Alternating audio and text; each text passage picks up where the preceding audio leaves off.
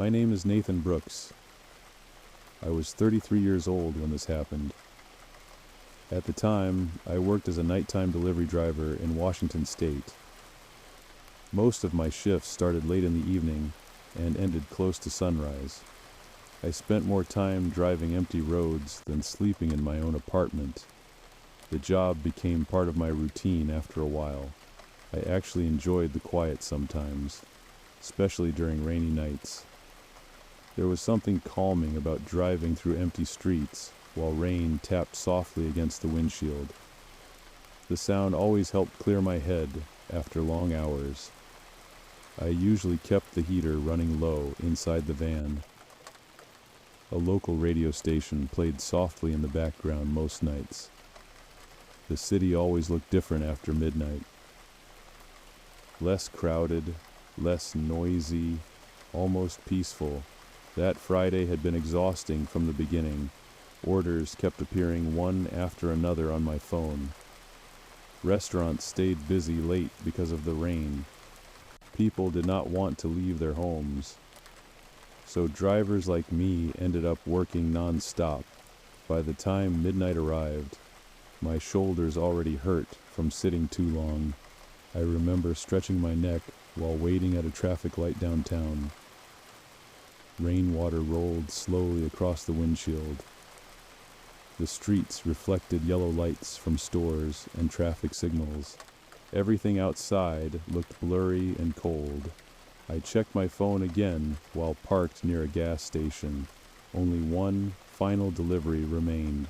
I almost declined it. The address was far outside town. Too far for that late at night, but the extra money looked decent. And I wanted to finish the week strong, so I accepted the order. The pickup location was a small shipping warehouse near the industrial district. The worker there looked half asleep when I arrived. He barely spoke while handing me the package. It was a medium-sized cardboard box wrapped carefully in plastic. Nothing unusual about it. I scanned the label with my phone, then walked back to the van through the drizzle. Cold rain hit my jacket immediately. The air smelled wet and earthy. I placed the package carefully on the back seat, then started driving toward the delivery address. The farther I drove from town, the emptier the roads became. Streetlights slowly disappeared behind me. The buildings became fewer and fewer. Soon there was almost nothing around except trees. Dark forests stretched endlessly on both sides of the road. Mist drifted low across the pavement. Rain continued falling softly the entire time. The windshield wipers moved back and forth steadily. The repetitive sound almost made me sleepy. I rolled down the window slightly to stay awake. Cold air filled the van immediately. I checked the delivery app again at a stop sign. The address still appeared active. The app marked the package as urgent. That part felt strange. Who needed a delivery in the middle of the night that badly, especially all the way out there? Still, I kept driving. The GPS eventually directed me onto a narrow road surrounded completely by forest. Tall pine trees blocked most of the moonlight. The darkness outside became much heavier there. The rain sounded louder beneath the trees somehow. I remember gripping the steering wheel a little tighter. The road continued for several more minutes. Then, finally, the GPS told me to stop. A small house stood at the end of the gravel driveway. Old, dark, completely isolated. No nearby neighbors. No other cars. No lights visible inside. Only a single porch light flickering weakly above the entrance. Rainwater dripped steadily from the roof. I stared at the house for several seconds through the windshield. Something about the place immediately felt off. Not dangerous exactly, just strange, too quiet. I checked the address again on my phone. It matched perfectly. I sighed quietly and grabbed the package from the back seat. The cardboard felt slightly cold from the damp air. Then I stepped outside into the rain. The gravel crunched softly beneath my boots. The forest around the house looked completely black at night. Wind moved slowly through the trees. I walked toward the porch while rain tapped against my jacket hood. The wooden steps creaked beneath my weight. The porch itself looked old and worn out. Paint peeled from the railings. Water pooled near the corners of the floorboards. I approached the front door carefully, then stopped suddenly. There was already another package sitting beside the entrance. I stared at it for a moment without understanding. The box looked identical to mine. Same size. Same plastic wrapping. Same shipping label. I crouched slightly to look closer. My stomach tightened immediately, and the name on the label matched exactly. The same address, the same tracking number format, even the same delivery date. Rainwater had soaked part of the cardboard already. For several seconds I just stood there staring at both boxes, trying to make sense of it. Maybe another driver had delivered the wrong package earlier. Maybe the customer accidentally ordered twice. That explanation sounded reasonable enough at the time. At least I wanted it to. I placed my package carefully beside the other one, then took a photo for the app confirmation. The porch light flickered again overhead. I submitted the delivery and slipped my phone back into my pocket. Part of me wanted to knock on the door and ask about the second package, but the house felt strangely unwelcoming, so I decided not to. I turned around and started walking back toward the van. Rain continued falling softly through the trees. The forest remained completely silent around the house. Then, just as I reached the bottom step of the porch, I heard a slow knock from inside the house. Not on the door, on the window, one soft knock from the darkness inside. I stopped walking immediately after hearing the knock from inside the house. The sound had been soft, slow, deliberate, not loud enough to startle me completely, but strange enough to make my stomach tighten. Rain continued falling gently around the property. Water dripped from the edge of the porch roof. The forest behind the house remained dark and silent. I slowly turned back toward the front window. Nothing moved inside. The glass reflected only the weak porch light and the rain. For a few seconds I stayed completely still in the driveway, listening, waiting for another sound, but everything became quiet again. The silence around the house felt unnatural somehow. Even the rain sounded distant for a moment. I stared toward the front door again. The two packages still sat beside the entrance, exactly where I had left them. Part of me wanted to leave immediately.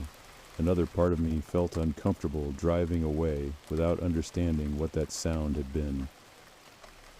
I told myself it was probably nothing. Maybe an old pipe inside the walls. Maybe the house shifting during the storm. That explanation sounded weak, even inside my own head. I stepped backward toward the van slowly. The gravel crunched beneath my boots. Cold rain landed against my face as the wind shifted through the trees. I unlocked the van remotely and climbed into the driver's seat. Warm air from the heater immediately filled the cabin again. I shut the door quickly and locked it without thinking. For a moment, I simply sat there gripping the steering wheel. The old house remained visible through the rain-covered windshield. Dark, silent, waiting. I shook my head quietly and started the engine. The headlights illuminated the gravel driveway ahead. I placed the van in reverse and slowly backed away from the house. The porch light flickered one more time as I turned around. Then the house disappeared behind the trees. I remember feeling relieved once the driveway vanished from view. The road ahead looked empty again, just wet pavement and endless forest. I adjusted the heater slightly warmer and began driving back toward town. Rain tapped softly against the roof of the van. The windshield wipers moved steadily back and forth. Everything slowly started feeling normal again.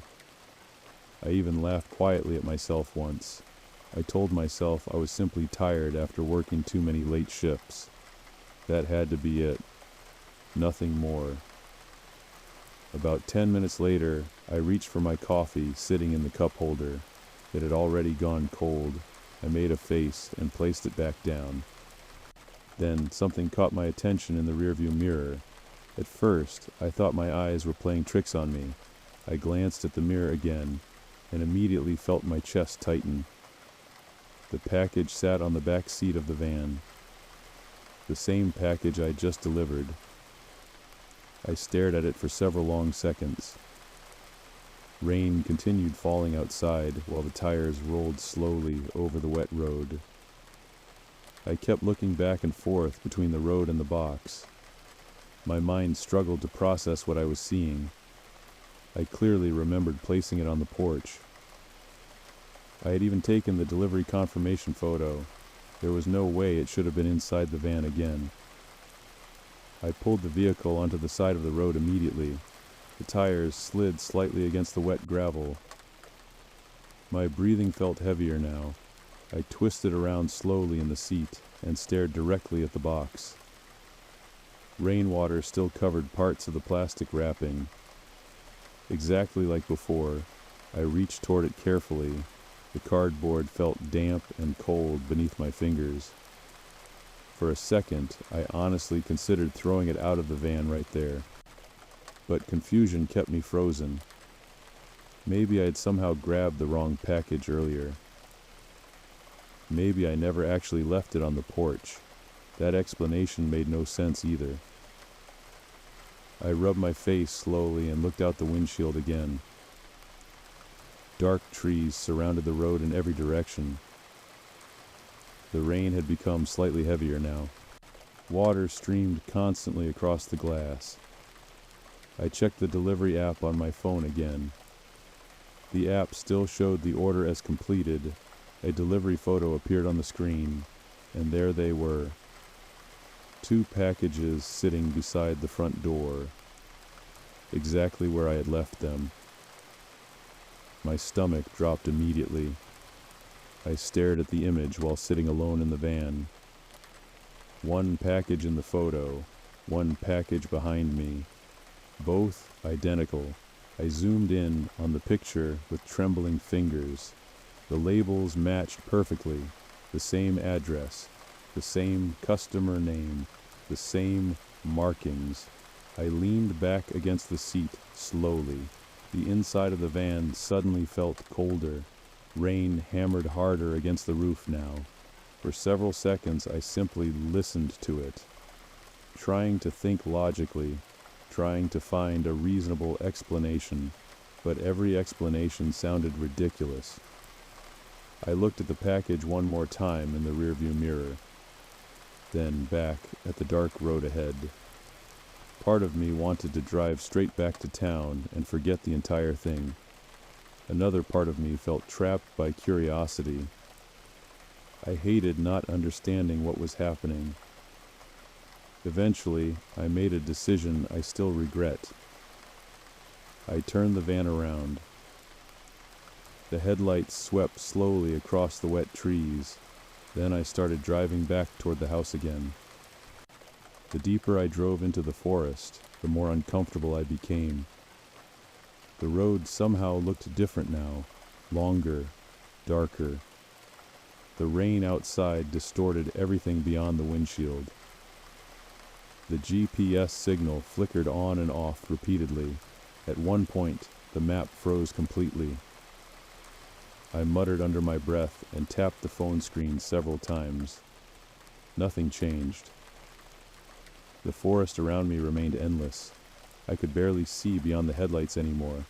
Then finally, the house appeared again between the trees, exactly where I'd left it.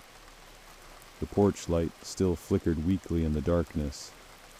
But when I parked near the driveway this time, the front porch was empty. Both packages were gone. I stared at the entrance in complete silence.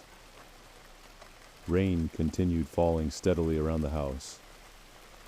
The forest swayed softly in the wind.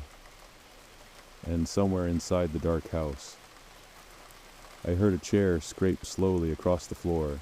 The sound of the chair scraping across the floor made me freeze beside the van.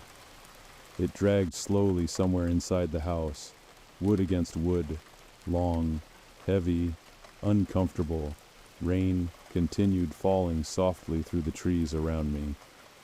The sound mixed with the distant creaking from inside the house. For several seconds, I simply stood there, staring at the porch.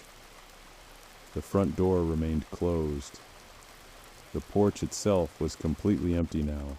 No packages, no movement, nothing. I swallowed slowly and glanced back toward the road behind me. Part of me wanted to leave immediately. Actually, most of me wanted to leave. But confusion kept pulling me back toward the house. I still could not understand how the package had returned to the van. That made no sense.